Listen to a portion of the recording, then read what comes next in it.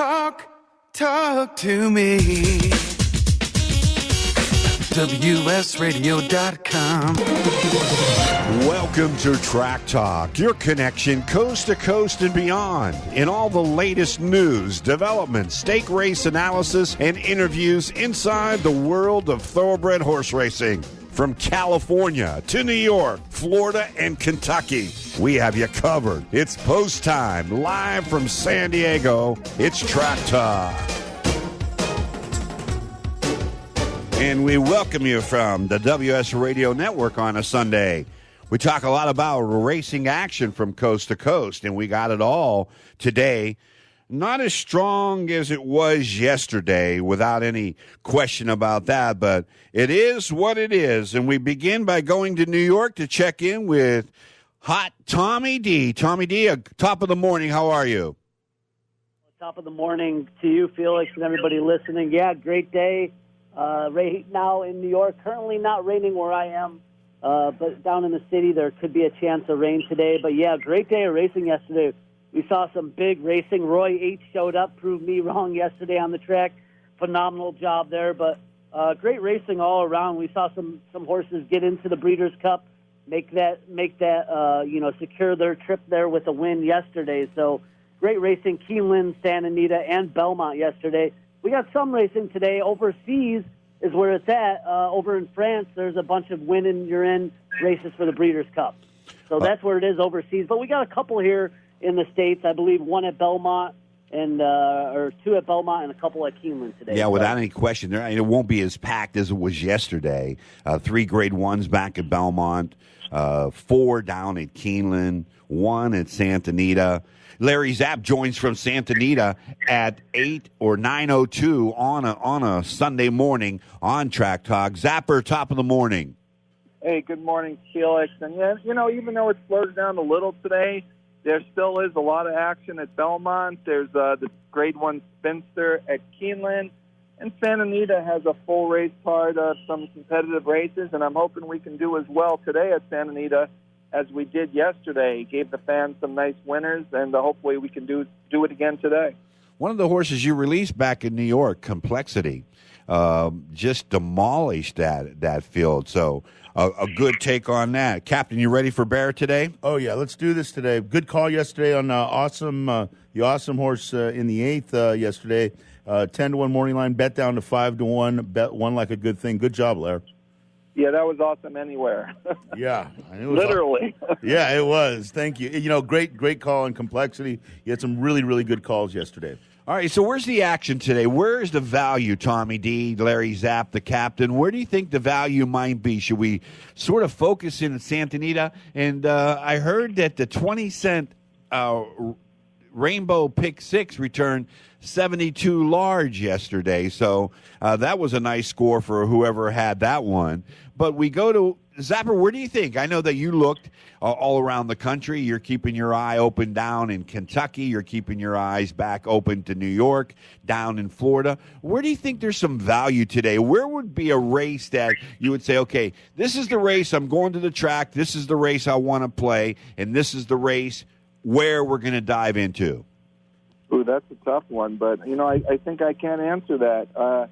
At Belmont today, they're going to run a couple of nice races, including the Grade 1 Frizette and the Grade 1 Flower Bowl. But the race before is an interesting race. It's called the Futurity, and it's 6 furlongs on the grass at Belmont. And there's a new Breeders' Cup race, Felix, a sprint on the grass for 2-year-olds, either sex.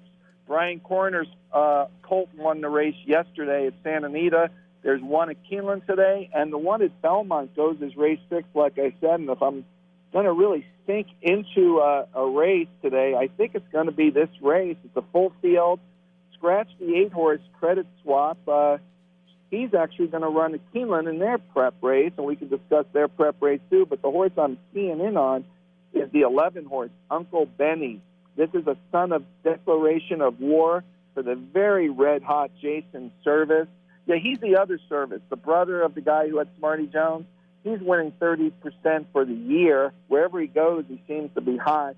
This horse broke his maiden at Monmouth going 5/8 of a mile, geared down on the wire. But what I really like is he's by declaration of war, who's by Warfront. So we all know that grass is probably going to be his forte, even though he handled dirt. I like their move to try to get into the Breeders' Cup. So at 6-1 morning line, the 11 horse Uncle Benny will get my top selection. But I also like the horse next to him, the 10 Swamp Rat. This horse ran 2 really good sprint races in New York over the summer, and then they tried him long last time in the With Anticipation, which was a mile and a 16th. I like that they're cutting him back. He'll make the late run. And I'm going to key in on those 2 horses in this very competitive heat. That's the 11 Uncle Benny, the 10 Swamp Rat, and that goes as race 6 at Belmont today. All right, that's a good race, matter of fact. $150,000 2-year-olds going on the turf. Tommy D's, you zero into the 6th at Belmont. Oh, I definitely took a look at it, and I kind of like a couple other horses. I think this race is wide open. I do like Uncle Benny. I have that on my sheet here. I kind of like number 2, Joyful Heart, having a good workout on the Belmont track, best of 25, third in the last in the Grade 3. Brian Lynch, second off the bench. I like the chances here. Joyful Heart, 8-1. I also like another price in the 1 post. Might be a little challenging, but Neverland Rock. Great Britain, Steve Asmussen getting this one over, ran in a stakes over the pond in Great Britain. So I like those 2. And one other bomb that, I did thought maybe had a chance is the number 5 for Larry Ravilli, 31% trainer, has a bullet workout at Arlington Park. It's going to be coming in for its second start. It ran at Kentucky Downs last time out. Will be shortening it up. So I'm going to throw the number 5 in there at 20-1. But I like this race to find the price. Seems like a good opportunities. Captain, you want to add anything more to this? I'm looking at the 6-horse Dragic. This is the only filly in the race. Wesley Ward. Velasquez picks up the mount. Wesley Ward's been known to put in fillies against colts, especially as 2- and 3-year-olds. But I like the way this horse looks. I think a mile was too far last time, shortening up to 6. I think it's a play at 9-2. All right, let's go right next door. Zapper, 7th race we go as we take a look at a $400,000 Grade 1 for 2-year-olds at 1 mile, field of 8. Now, this is where you excel, Larry. You really, really watch these horses as weanlings and then yearlings and whatever. In their first time, babies, 2-year-olds, they get to the track, and so you follow the progression. What do you think about this race here? Race number 7 from Belmont, a $400,000 Grade 1. Yeah, Grade 1 for Zet. This is really packed with a lot of ability, but very lightly raced horses. There's a horse shipping in for Brad Cox named Cafefe, and that's a Donald Trumpism, I guess. He called coffee that once, and the people who like to have fun with their names, Ellen J. Fox was represented by Alex Solis Jr. This horse was magnificent in his debut. It's 8-5 here. She kind of got away with, not murder, but she got away with a very slow pace. But she kicked home like a horse that was looking for more distance. She's probably going to get overbet. I've got to use her. But, the interesting horse also here is the 5-horse Graceful Princess. This is, there's an old adage still, like, breed the best to the best, and you hope for the best. And here we've got Harvard de Gras, which Mandy Pope bought for like $10 million after her amazing career that she was Horse of the Year.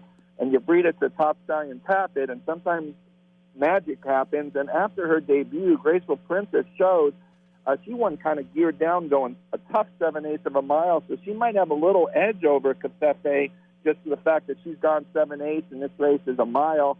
They're the 2 horses that are going to take most of the money, and deservingly so. The horse I'm going to sneak in for that old-fashioned baseball box with them is the 2-horse Jaywalk.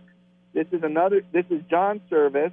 Both services having big years. He's 24% of the year. This horse won a little stake at Delaware, but really looked good doing it. I have great notes on her as a yearling. She's a daughter of Cross Traffic, who's by Unbridled Song. She's 5 on the line with Joel Rosario, but she's going to offer some value with the other 2 taking most of the money. So I'm not separating them here, but the 2 Jaywalk will offer the value, and I'm playing her with the 5 Graceful Princess and the 6-horse, and I can't get enough of saying this one, Cafefe. Nice analysis. Tommy D, we go to the Frizette, one of my favorite races, 2-year-old fillies going the distance of a flat mile a $400,000 purse. Right about 4:46 your time, Tommy D. It'll be 1:46 our time here on the West Coast, and can't wait for you to get back here next weekend. So what do you like in the 7th? Larry broke it down pretty nicely. Anything more to add? No, I like number 6, Covfefe on top. Great Churchill down workout coming in by into Mischief. That is going to be my top horse. Number 2, Jaywalk, would be my second horse. Won a 50K last out. 2 horses came back to win out of that race. Service sprint to route, 24%. And I guess the other one I might throw in there is 8-1, Sue's Fortune. This horse won of its first 2 starts, including the Grade 2 Adirondack for Englehart. Don't want to take anything away from it. I know those weren't the strongest races, but it is 2 for 2. Give me 8-1. I'm going to throw that one on the ticket also. What about the speed scenario here at Belmont for 2-year-olds, Larry Zappa? At Belmont going a flat mile. It's a one-turn mile, and how does it affect these young fillies? Well, sometimes just keeping a horse out of trouble, Felix, is the right way to go. And I thought that Complexity yesterday was going to sit off the other speed, but you know what? Well, sometimes you're just the best horse in the race. He took it right to him, and nobody challenged him. So it's going to be real interesting here because it is a mile. There's a long run down the backside, and I think it's a jockey's race, but I think how they warm up and what the jockeys believe in their horses is going to, because these horses we mentioned in this race all have a little speed, but I think Jaywalk can sit a little off of them. But I really believe it's a tricky distance for fillies, especially if they've only had that one race. All right, Captain, do you have anything to add in regard to this? I think Confeffi's a single here. If the race was going 2 turns, then I'd feel a little bit more obligated to look somewhere else. To do that, it's a long 1-turn mile. All the horse is doing is going another 2 furlongs. And I saw this last race very comfortable at the end, eased up at the wire. So I think Confeffe is single in this race, Felix. All right, 8th race we go. Tommy D, what do you have in regard to this $500,000 a mile and a quarter, 3 and upward? Yeah, I like the top choice here, number 4, Star Crook here. Chad Brown, Ortiz Jr., second in the Beverly D, Grade 1 last time, right behind Sister Charlie. Beat Sister Charlie, 2 back, and Daddy Darling. This horse is the real deal. I like number 7. I'll be singling 4-Star Crook here in race number 8. 4-Star Crook. What about you, Larry Zapp? What do you like in this? And what's this race called? I know it's a graded race, and this is the Frizette, and what is this race? This race is called the Flower Bowl, named after a good filly racehorse in New York, but more importantly, she was the top broodmare of His Majesty and Groustock, the full brothers, and very deservingly named after her. You know, I agree that 4-Star Crook is basically the horse to beat, but this one horse on the moon again, out of has had some rough trips, bobbled last time, slow start the time before. Chad Brown's other horse, and you know, historically speaking, when barns have a strong stable of turf horses, a lot of times you catch the second or third choice from it, like a barn like Chad Brown, and you catch a little value. So I'm going to also use the one on the moon again. And the 2-horse, Lady Monster, has done little wrong. She's out of that good mare Hollendorfer used to have, Hysterical Lady, by McDagliadoro. Some of these Euros come to America, they start feeling their feet underneath them, meaning that the ground's a little tighter, and she has done nothing wrong in her 2 races here, winning the Grade 2 Glen Falls at Saratoga in her last race with something to spare. So even though 4-Star Crook looks solid on paper, I'm also going to add the 1 and the 2 horse. So I'm going to use 3 horses here in what could be a very competitive Flower Bowl. Captain, what do you think about the Flower Bowl? Well, I looked at this race, and naturally you got to like the 7 4-Star Crook, but I like number 2, Lady Montor, because of the speed. And I really like, I like being in front. The track's going to be a little bit spongy today, so the horse likes that. I'll go 2, Lady Mondor, and 7, 4-Star Crook in the 8th at Belmont. All right. Any opinion in the final race from any of you 3? Going once. The only one I looked at was the number 5, Sky Chief, 5-1 with Lascano. Michael Maker coming in off the Grade 1 Summer Stakes at Woodbine. On the drop in class and going from a mile to 7 furlongs, I like the more than ready horse here at 5-1. Number 5, Sky Chief. Tommy D, anything on your board in race number 9 from Belmont? I like Chad Brown here. I like the 10 horse and the 9 horse. Party with Friends would be my top choice. Had a trouble trip out of the gate, 3-1 at the post. And number 9, Grays Creek, favored at the post last time. Didn't have the best trip. I'm going to give Chad Brown a chance. I like 9-10 here. Larry Zapp, you want to add anything to the 9th race at Belmont? You know, I see a lot of well-bred first-timers. It looks like a race that can go a lot of different ways. There's a couple quality road fillies in there, but I didn't really give it a whole lot of look. I didn't have enough background on some of the horses, so I'm just going to rely on the 2 other guys here, and let's hope. Sometimes you wish you had them all, Felix. If you catch a price or 2 before that, it's a very comforting feeling. All right, let's go to Santa Anita then. And so when we take a look at this 10-race card, by the way, there's racing tomorrow on Columbus Day, in observance of Columbus Day. So if you're listening across the country, worldwide, WS Radio, we welcome you. I want to shout out to Normie down in Cabo, San Lucas, who's listening to the radio show while he's on his boat fishing. So we hope that you're going to have a great day. You're off to a great start. And thanks for the text, as well as our friend Tom Mansour. Hope that you're listening and hope that you're recovering from whatever is setting you back. It's only a short-term process, and it will be moving very, very nicely for you, Mr. Mansour, so you get out of that hospital. All right, let's go to Santa Anita. Let's talk about the 10-race card. Tommy D, what was the first thought that you had when you looked at this Santa Anita card today? You know what? I looked at it. I thought the races, some lower-level races, but sometimes you could find some prices there. I didn't care for the beginning of the card. I saw a lot of favorites I thought were going to come in, but as you know, that always changes. But yeah, I think it's an interesting card. I like the later part of the card better, but all it takes is 1 or 2 prices, and you can make some money. All right, quickly, give me your your Reader's Digest pick 5. What do you do in the first? Sure. In the first, I like number 5, Miss Boom Boom, 5-2, second Nosed Out, Open Claimant 40, Saren Franco. I'll be using that, and Lynn's Legacy dropping down from the Solana Beach. Big time drop. So I'll be using those 2, the 1 and the 5. And 1 and the 5. Second race, who do you like? 2. Yeah, race 2. My top choice is I like Midnight Shot. Only is 2-1, won 2 out of the last 4 for Jack Carava. And also 9-5, Typhoon Harry. O'Neill Bayerano gets the call. Just missed behind the number 5, so I'll be using the 5-6 for those reasons in race 2. Third race? Race.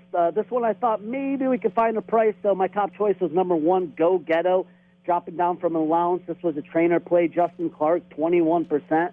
I'll also be using Private Joke, Maury Pedroza, 2-1 at the post and last. I think it's got a chance, and I'm going to try to beat the favorite here, the 6, but on deeper tickets, I'd probably throw them in there. By the way, Norm just texted me and said that, Cabo San Lucas has OTB. And so he's fishing, he's listening to the show, then he's going to the OTB, so you better be right on. All right, third race again, Tommy D, I'm sorry. Yeah, no problem. Norm, we hope we get you some winners there. I'm going to be using the 1 and the 5 here. I don't love this pick 5, so I'm going a little short. I'm going to be trying to beat the number 6 favorite here, which will get a lot of action, dropping down from a 34K here and a 1 and allowance 2 back. So I'm going to be using 5 and the 1. The 1 is the one I like here, Justin Clark. Going to take a chance 8-1. All right. And by the way, I was with Victor Espinoza last night. That is his nephew, and Victor's very, very proud. Victor and I had a very, very good conversation last night. It'll be interesting to reiterate with you guys somewhere over a beer and a burger. Fourth race we go. Does it get any better here? Does it spread out the value? I mean, do you have a shot play, a small play, a big play? I really didn't care for the early card. I mean, I like the 2 here, McCarthy going dirt to turf here. The Valencina, and then number 5, Twirling Apples, Saren and Franco, 5-1. This was second in open claim and 32 last out. We're going up against non-winners at 3 here. I'm going to leave the favorite out here just to keep the ticket. Classy Atlantic, 5-2. There's also a big drop there, a little suspicious. Just kidding. All right, you're aware that you told me you don't like this pick 5 twice, right? Yep. All right, so then what we do is we watch the football games, the first half of the Chargers, and then we get into the final 5 races of this card, and so many times you could feel that way, where that you don't have a strong opinion in the earlier races because short fields, whatever the case, small prices, and you have to wait, you have to be patient. All right, Captain, what do you have quickly? Do you have a pick 5 play today, or is there one race you want to talk about on this 10 race card? I've got a quick pick 5 play. I'm going with the 1 and the 5, the 5 and the 1 in the first race. I do like the 5 horse in the second race, Midnight Suit. In the 6 horse, actually, I have the 5 and the 6. But on the 6 horse, something interesting. Jockey trainer over the last 2 years off a claim, Doug O'Neill and Bejarano, they're 50% winners off a claim. So Typhoon Harry is a solid play. I do like Go Ghetto in the 3rd, the 1 horse, the 3 Sant Reno, and the 5 Private Joke. And I'll throw in the bit. In the 4th race, I do like the 5 horse Twirling Apples, the 7 Classy Atlantic, the 2 Valestina, and the 1 Hello Darling. And in the 5th race, I think Sky Diamonds has, taken a turn for the worse, and I'm going to go with the 5 Anonymity and the 3 Uvetzi, and that's going to be a $64 ticket. All right, Larry Zapper. Felix, I'm not that strong locally today. You guys were talking about the pick 5, but I think I'm the 3rd guy who's going to say the same horse. I love Twirling Apples, the 5 horse in the 4th race for Vladimir Surin, 5-1. Just draw a line through that dirt attempt at Del Mar. This horse really appreciates the hill. It won down the hill off the claim for Vladimir Surin. Surin's really good at spotting his horses. So number 5 in the 4th race for me. In the little stake today, the LA Woman, John Sadler and some of these dirt horses. Obviously, the 2 he has going to the Breeders' Cup. And Uvetzi, she might stamp herself into the Breeders' Cup today. The 3 horse Uvetzi, 2-1 second choice on the morning line, 2 Anonymity. I don't know, she just took a 2 Anonymity at Del Mar, and I don't see any reason off this work tab why she won't do it again for the Red Hot John Sadler barn, and that is race number 5. I'm just going to throw a 3rd horse at you and go all the way to the last race, and that's this little stake called the Swing Time Stakes. It's for horses who haven't won a stake this year unless it was a Calbred race. And the one who fits it perfectly is my horse to beat in this race, and that's the 9 horse Cordiality for Mark Glad, who had that nice win with Sharp Samurai. And I don't know how Gary Stevens, without his whip yesterday, got him right on the wire, got Pratt right on the wire. But for a 50-year-old rider, he sure rode the hair off that horse without his whip. But today, Tyler Bay's Cordiality, the 9 horse, in the last race, the 10th race, and for Mark Glad at 7-2 is a very square, fair price. A lot of speed in the race. Tremendous feat from the Samurai horse yesterday, as you mentioned, going down the lane. Gary Stevens losing his whip at the top of the lane, and then riding to the wire, looking over, and they asked him, did you think you won? And he said, yeah. He turned to Flavian Pratt and said, yeah, man, I got this one. And there was no doubt about it. And many thought that the inside horse won, but no, Gary Stevens held on in a very, very nice ride without any doubt. Mark Glatt starting to heat up a little bit per your eye, Larry. Mark Glad is he's a quiet guy out on the quad every morning. And, the guy does well. He's kind of like, to me, he's like a mini Jerry Hollendorfer. Not in size, but in his bottom-level claimers do really well, and he can take it all the way to the top, like Sharp Samurai, who's probably going to the Breeders' Cup. He claimed this filly Cordiality a few years ago, and she's won a bunch of Calbred stakes for him.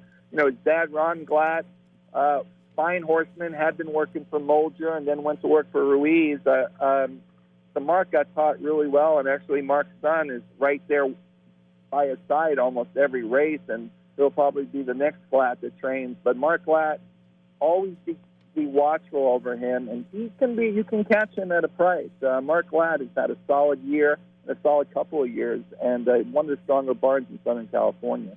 Yeah, I agree. I had an opportunity to talk with him. Very, very quiet. We never had him on the show. We got to get him on this show. Mark Glatt definitely has to get on the show. Tommy D, I want to ask you in regard to the final races, where's the value? I mean, where are you really looking forward to betting here? I mean, I kind of like. It's funny you say that. I'm with Larry on number 9, Cordality. I like this horse, and I think the other horse in the race that kind of gets it might have a chances. The number 10 horse, Fahan Marara. Saren Maldonado. This horse finished in 3rd in the Maccabee. It was right there, and it won the race before, 82K. So I think this horse could have a chance here with Saren, this 4-year-old filly. I think has a nice chance. But I also like in race 7.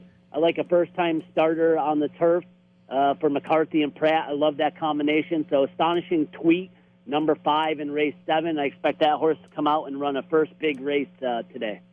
Down the hill, really tough with a big field there, boy. That is a tough course to handicap down the hill. Indicative of last night's 23-1 shot, 9-1 shot, 5-1 shot, trifecta for 50 cents paid. Close to $1,200. Second half of the card, Captain, what do you think? What race? You know, I looked at, I've got Astonishing Tweet all marked up here with Michael McCarthy and Flavian Pratt. I love the works on this horse. Lucky Pulpit, first time out. In that race, I also like the looks of number 4, Cool Your Jets, with Tiago Pereira. I like that this horse ran second, 2 races back. Going a mile short and up to 6.5. And you have to look at Mike Smith. He's all the way back out here. He's on the 1 Red Envelope, Tribal Rule horse. They can run very well on this distance. And I like the looks of Sir Eddie. I'm going to go 4 deep in that 7th race. But I do like Astonishing Tweet, 5-4-1-6 in the 7th. 5-4, Cool Your Jets, 6-1, 1, 7-2, 6, Thomas Henry at 10-1. What do you think, Larry? What you have opinion in regard to the 7th? Yeah, I could look at the 7th. Why? We always got an opinion, Phyllis, whether it's good or not. I don't know. That's a downhill straight maiden race. I don't typically love the rail, but the 1-horse Red Envelope, I've been following this horse since he came out of a yearling sale. Dan Hendricks, for a really great guy, Dr. Sheehy. This horse has been a tough luck loser in both its starts. Out of a Thunder Gold Chimera, I always had thought this horse would do better on the grass. I like that the horse has a lot of tactical speed, and Mike Smith takes over, and if anybody's going to negotiate a trip, it's Mike Smith, who just, him and Gary Stevens just keep defining logic and anything that makes sense. 50-plus-year-old guys who can ride with anybody, Felix. What race are you talking about? 7th. Race number 7, number 1, Red Envelope. Oh, I got you. All right, 7-2. All right, I was looking all over the card for some of the other jockeys that are placed on other horses and in other races, like Martin Garcia. I mean, like Martin Garcia has dropped out of sight. I know he has maybe 1 mount today. Quinones is a jockey that I'm looking at that is riding pretty well. Who, in your estimation, is riding pretty well? Are you talking to me, Felix? Yes. I like Franco. I think overall, when you look at the jockey colony here, you've got Flavian Pratt, who's just dominating with he rides more favorites than everybody. We know Smith has his business. Gary Stevens has his business. But for my money right now, Giovanni Franco can ride any kind of horse. He's in all the right barns. And Tiago Pereira actually is a very solid, underrated rider. I think the jockey colony is getting stronger. Tyler Connor is a name not everybody's familiar with. Uncle Buck is his agent. He's ridden some winners for the Pete Erden barn that I've actually helped get him in. He's a kid who was dominating in Pennsylvania like a year and a half ago, and he wanted to ride nice horses, so he came and took a shot in Southern California. So I would say Tyler Connor would be one you really want to follow. But right now, Franco, to me, is as solid a rider as we have in Southern California. Yeah, one of our favorites, Giovanni. We've had him on a number of times here, and actually, the funny story that we were tipped about Giovanni Franco by our friend Mary Rappolini from the Daily Racing Form when I asked her when she was on our radio program during the Hot Springs, Arkansas, Oaklawn meeting and the Arkansas Derby and all those races, the Rebel, what have you. And I was just shooting it with her one day, and I said, I know you do the Midwest. Tell us a few jockeys. And she said, well, there's a guy that's riding out there in Phoenix at Turf Paradise. And I said, oh, really? And she said, yeah, his name is Giovanni Franco. And so all of a sudden he appears here on the West Coast, and, he came with very, very limited access to any conditions of knowing anybody or having any friends that were trainers or having a barn that he could ride. And he he rode for M2 and our sponsor, M2 Technology, in the Ransom the Moon. And, gave, it was the filly that they had that won the Grade 1 that's since been retired due to injury. So, yeah, I agree. Franco is a tough rider. There are a lot of good, this little Fuentes kid, I get confused between J.S. Fuentes and then Ruben Fuentes. What's the separation factor with those two? You talking to me, Phil? Yes, I am. Actually, I'm not as familiar with them as I should be. It's funny. I care more about the horses than I do about the jocks. When a jock starts doing really well, I take notice of it if I see some things. But I'll definitely start paying attention to those couple of guys. And I think the filly you were talking about that Franco made his mark with was Fault. That's correct.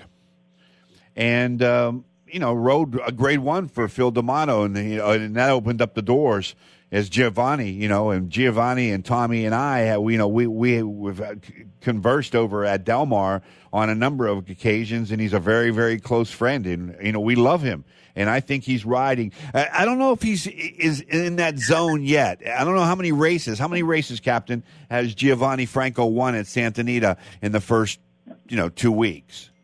He's not currently on the board, 0 right now. Yeah, that's what I was concerned about. That Giovanni didn't get to the winner's circle in the first several days. Are you aware of that, Larry?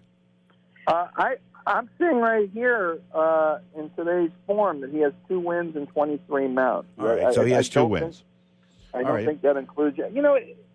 It's a game where right now, there's certain guys just have business. Talamo has business. Bays has business. Bejarano, working harder than he's worked in years, has business. So you're still trying to break through and get in some barns. Guys like him and Tiago Pereira, little difficult to break through to maybe the bigger barns. And let's face it, if you're not riding for Baffert, Sadler, Hollendorfer, O'Neill, you basically aren't going to get enough mounts around here because there's not enough to go around. But he's proven he can ride with these guys, so I just think if he keeps working hard in the morning like anything else, the cream always does end up rising. Umberto Figueroa, we talk about the apprentices and Victor's nephew, Asiel Espinoza, which I think are they good, Captain? Are they good, or are they just getting? Let me ask Tommy D about this, and then I'll toss it over to you. Are they good, Tommy D, or is it the weight break that the trainers flock to him? Well, he's good. It's not just the weight break. This kid can ride. He's got 4 wins. He's at 27%. Riding for Peter Miller, big barn. Yeah, the weight is going to help. As you saw, Evan Roman last year, leading rider at Santa Anita. Now we're not seeing him as much. He had that big advantage being an apprentice. He is a great rider, but it is an advantage to be an apprentice in these days with racing. What do you think, Captain? If you can ride the way these guys can ride, and they're improving every day, some apprentices can't ride. But these two, in Espinoza and Figueroa, especially when they have the backing of Peter Miller and other good stables, you give a rider a good horse and a 7-pound, 5-pound weight break, I'm going to be taking him. I got to tell you about Figueroa. Okay, now, for years I've been around jockeys. I look at jockeys, I look at their physique, I look at their disposition, their personalities. This kid fits all the boxes, okay? I've been out with him. I've corresponded with him. I've monitored him. I observed him. I watched him. And, he reminds me of a young Tyler Gaffalione. And you know what? We were the first to bring Tyler Gaffalione into the realm of West Coast people. I mean, when I watched him ride down in Florida, I was so impressed with him, and we kept on talking about him, and then we've had him on our show several times. And did you see his ride yesterday in the $1 million race? He won it for Richie Baltas, Next Shares. Tommy D, I know you're back there with some family weddings. Yes or no? Did you see the race? I did not catch the race, but I did see the outcome on the forum. I was doing stuff yesterday with the family. I had a wedding. But, yeah, I saw the replay. Man, unbelievable. The kid could ride, and you got to keep an eye on him. I love when he's out here on the West Coast. And, you know, he'll be one to pay attention to in the Breeders' Cup. Without any doubt, he's really grown up. Larry, you saw the ride that Tyler Gaffalione put on Next Shares and Shadwell Turf Mile down in Keeneland, a $1 million race. Just prior to that race, I think a 70-1 shot won, if I'm correct. Yeah, it was a 70-1 shot that won that race prior. What'd you think about Tyler's ride yesterday? It was what I would call a very cool ride. Now he was in a pocket that had to open up. You know, sometimes you're the hero when it does, and it did. The rail opened up, and he just got through. I saw a lot of horses like Analyze that go 6 wide. That's not how you win a mile turf race against top competition. And this Gaffalione, he stayed cool, and when that hole opened, he took off. You knew there was going to be a lot of pace in the race. And he just made the right moves yesterday. And you know what? Obviously, he was very ecstatic. Baltus was ecstatic. That whole group was ecstatic. And they're going what we're all shooting for. They're going to the Breeders' Cup, Felix. Yeah, without any doubt about that. You know, the thing about Tyler Gaffalione when he was on our show, and his agent was on our show as well, it was the fact that his agent made a point that Tyler is extremely patient. And, you know, as he gets to more seasoning and he gets to ride in big races, you know, Tommy D and I, again, met with him and met him for the first time at the Breeders' Cup when it was at Del Mar. And we were overly excited to meet, you know, a gifted young man who we think that's going to be a superstar. And then he had to leave that next day to fly back to New York to ride New York. And now he's all over the place. He's a big-time player now. There's no question about it. All right, let's go to another race at Santa Anita here, 9:37. Let's go to race number 8 on this card. Who do you think, Captain, or what do you think? In race number 8, it's 6 furlongs, $50,000 maiden state breds. And I'm looking at number 4, I Belong to Becky, Tiago Pereira. Second last time out at this level, and number 5, Stay in Yo Lane with Agapito Del Deguio. He's 5-2. Third last time out. These horses ran second and third last time out, and a natural progression with race under the belt. I would have to say Stay in Your Lane would be my top pick. I'd be using the 5 and the 4 in the 8th at Santa Anita. All right. Tommy D, you have an opinion in regarding the 8th race from the Great Race Place? Tommy D? Going once. Larry, you there? Yeah, I'm here, Felix. I agree with the 4 and the 5. The only other one I loved what Toby thinks about this horse is the 3 horse Unplayable. He's a fat 12-1 in the morning line. I like that this horse has shown speed his first races at Del Mar, and the blinkers go on for Mike Mikowski, and he puts Edmund Maldonado. No doubt, Maldonado blinkers, but this horse is being sent to the lead today, and he doesn't have quite the speed numbers as the 4 and the 5 here, but at that price, like I said, I'm just curious what Toby thinks when you get him on of his work pattern since he's been at Santa Anita, because Unplayable looks very playable. I agree with you, Larry. You know, now that I'm taking a look at it, I gotta love that move from Espinosa to Maldonado. You know, Maldonado's going to get this horse out of the gate. Blinkers go on. And since last race, you're kind of coming up with 4 good works. And, that looks like the angle for me. Turning to the ninth, do you like anything in the ninth you see? I think Just Graze Me, the rail horse, coming out of that Torrey Pine stake against True Royalty, one of those saddlers that couldn't lose at Del Mar. I don't see anybody being able to compete with her. You figure you're going to get about even money here, but nothing wrong with her first 3 races. She won her first 2, including the Calbred Fleet Treat Stakes. She definitely can get this 2 turns. And this sire, Grazen, boy, has he really become a solid Calbred sire. But I think right here we have a free square. I don't see anybody in this race. Maybe the 7-horse Secret will be competitive, but I just think there's a standout here, and that is the 1-horse Just Graze Me. I concur with you. I think that's a single also. We lose Felix? Oh, now we've lost Felix. Here we go. There you are, bud. Let me. Yeah, you might want to lose me. All right, Toby Terrell joins us 9:40. Double T, what's going on up there?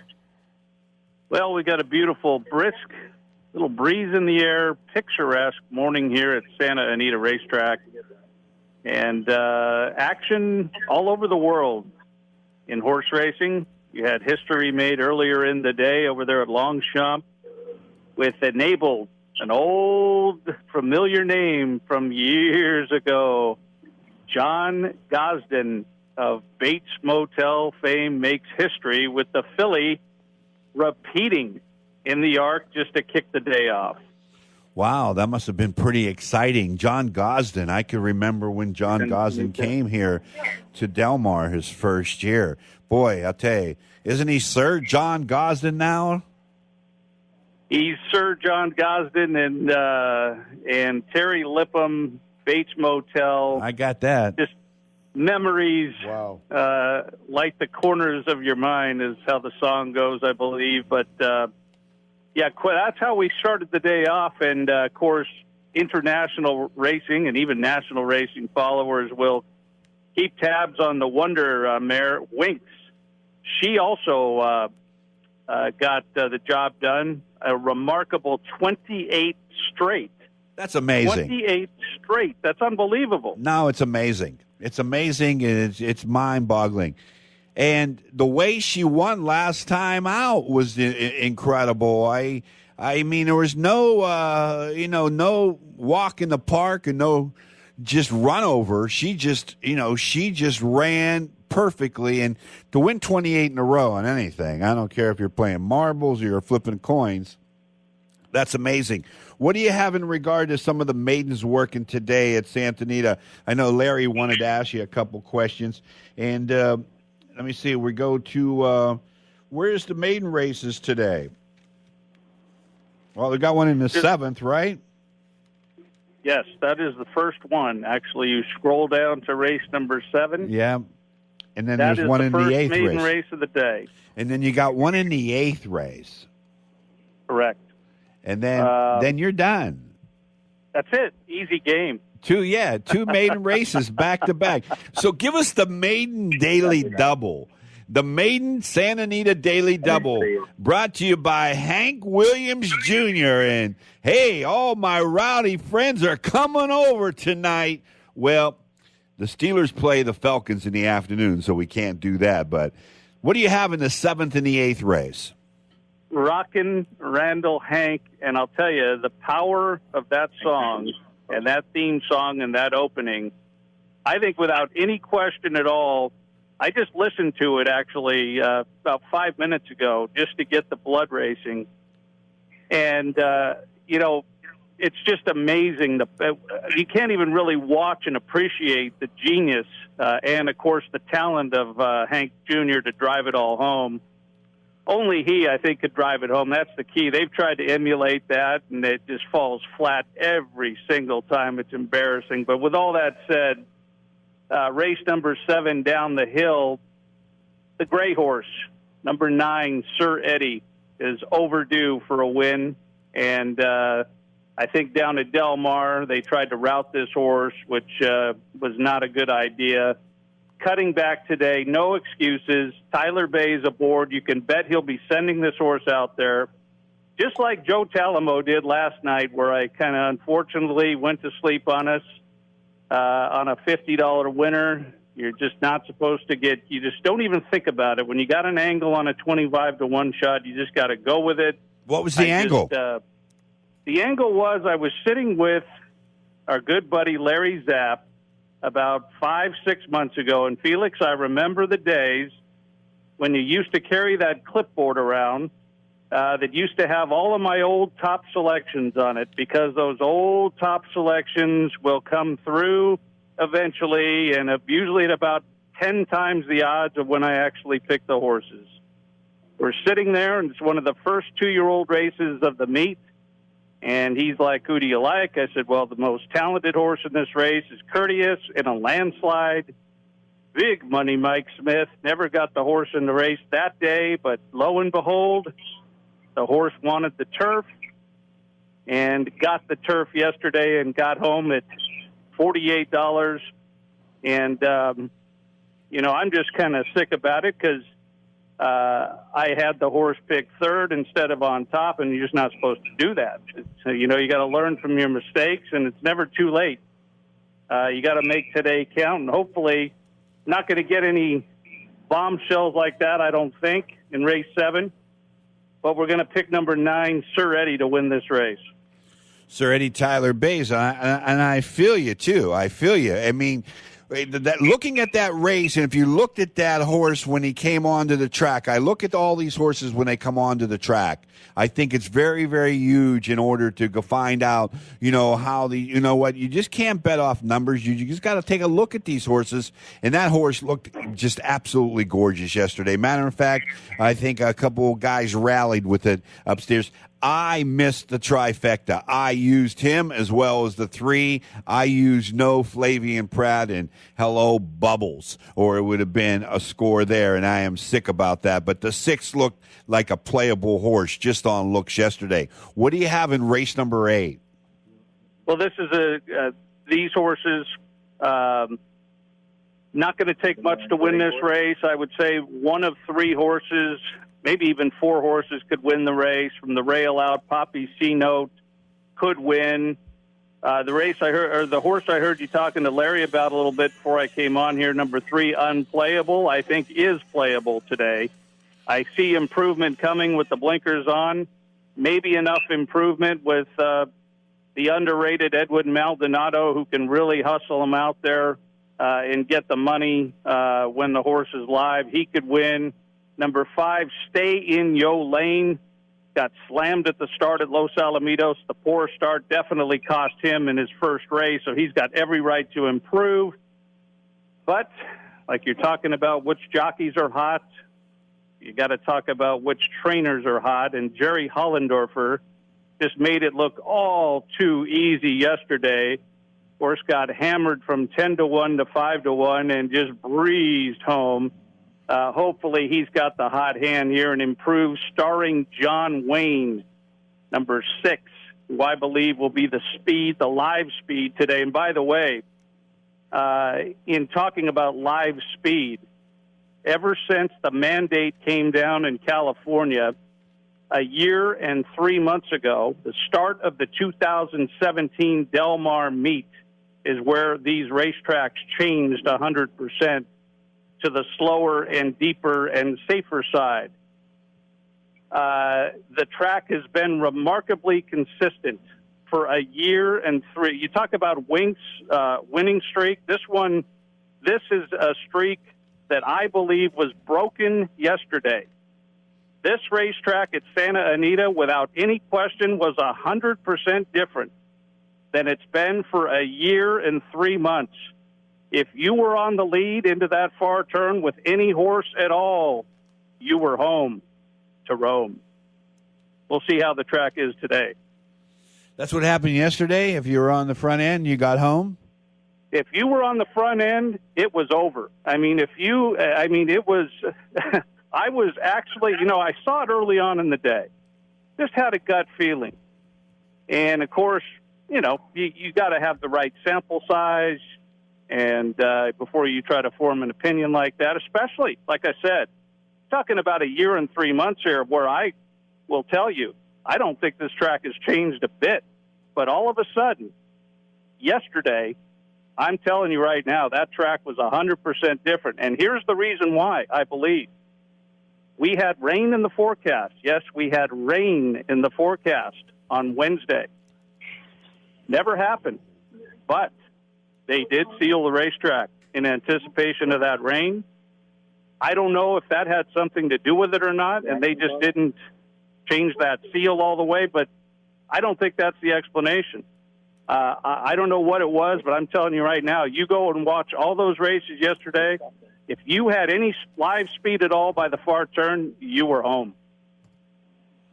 Well, let's hope that happens again today. I mean, if you did recognize a bias, I mean, that's why it changes. When we had track superintendents on with the poly track, and we asked them about the poly track versus the dirt track. We would ask them, does the heat affect the poly track? And, when it gets hot, does it favor front runners or closers or whatever? And, what's easier to manicure and fabricate a track? Would it be a poly track or, a live dirt track? So what did they do? Okay, so you're talking about sealing it was the reason why it played extremely fast. So you're saying that you never saw it play to speed over the last year and a half on any day like yesterday? I wouldn't go quite that far. I still believe, even with the way everything has been with the deeper, slower tracks, I still believe that most of the races are won on the front end or at least forwardly placed. I just think those are the horses that have their running shoes on in general. But I'm going to tell you, I've been doing this kind of, I've been clocking horses now for about 40 years. And when I'm clocking horses, it's all about motion. It's all about tempo. It's all about just an ease of a rhythm. And it's all of those unseen factors of why I believe and know that track was different. It's not the fact that they all went wire to wire. That's not the whole story. It's just the ease of the way that the horses just seem to be gliding out there on the lead on the inside.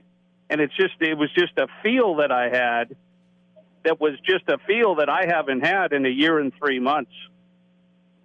So where does that leave us right now? Well, do we hope that do we watch a couple races and see if speed is going to be dominant? And the first race is on the turf, the second race at Santa Anita is on the dirt, and then you have a dirt, a turf, two dirts, a turf. So do we look? Are you saying on the main track or on both tracks? You were talking about the main track that you saw that horses that had front running speed really enjoyed what they were doing yesterday. Yeah, definitely. We're talking about the dirt, but you could also talk about the turf just in general purposes because down at Del Mar, the turf is radically different than it is here. All right, let me ask you this. I'm going to ask Captain this. How about the 70-1 shot that won yesterday at Santa Anita? Did this horse figure it all? Oh, it had some really speed. I just think that or no? Did it have a shot? It had a shot. Toby, what'd you think about the long shot winner yesterday at 70-1? What race was that in? That was Felix? that was the Fuentes kid. I think he won his first race at Santa Anita yesterday. It was in a ladder race. It was the 7-horse. It might have not been 70-1. Maybe I'm mistaking it with the runner at Keeneland yesterday. It was 40-1. No, it was I think 21. It paid $44. Yeah, who was the trainer there? I'm going to cheat on. I'm going to cheat on both of you guys and just tell you because I have it right in front of me here. The horse paid $41 even to win. Okay. And you're correct about the jockey. And this is a horse that, let's go back and look. I don't have that in front of me, but if you go back and look at all the past performances on that horse, yesterday's race was like nothing you've ever. I mean, when he went to the lead, it was over. I mean, and Papa Turf. I mean, when was the last time that horse cleared a field so easily and over?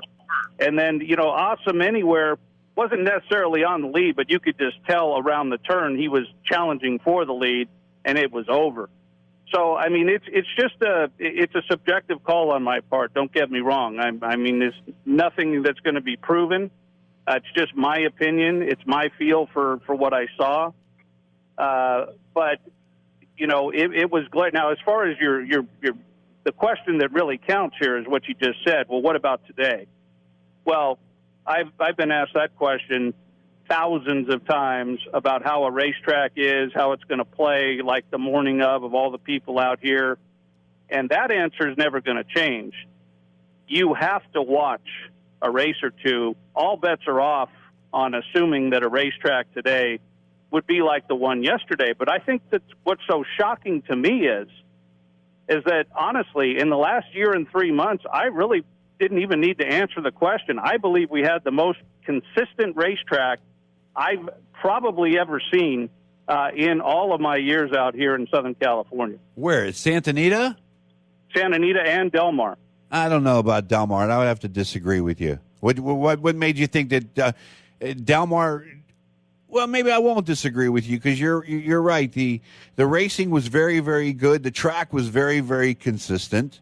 They were worried about the track, and then what ended up as the shooting ruined the whole great season that Del Mar had. But you told me you made a mention of something to me in passing when we were meeting down here, and I can't remember exactly how you framed it, but it was in regard to Saratoga's meeting about how many scratches or how many races were taken off the turf, or 46 out of 48 days something happened where that there was rain, and it was just one of the most horrible Saratoga meetings. Can you remember what you shared with me? Because I was trying to explain that to somebody the other day and I couldn't remember. Yeah, well, it's the old adage. It's the old adage that applies outside the gates of horse racing as well as inside the gates. It just applies in life in general. One man's loss is another man's gain. And what happened this summer was that Saratoga might have been the biggest streak ever of races taken off the turf. It was like 41 of the first 50. It was unbelievable. They just got washed out completely for the first month of their racing. And what happens is that you scratch down to 3-horse unbettable races day in, day out. And basically, we had nothing but sunshine here at Del Mar in beautiful Southern California. That's why everybody lives here. All right, hold on. Let me break. I know Larry wanted to ask you a question, Toby, and I want to give a lot of respect to Zapper because he might have, we might be on to something. And, Zapper comes big time with information like complexity yesterday, which I, shared with a couple of people. They asked me, who did the fellas like? I said, well, Larry Zapp liked this horse Complexity back in New York quite a bit, and he gave a song and a dance, and it was a pretty inspiring message. But, Larry, you take it away for Toby. We're down to about 3 minutes. No, he's already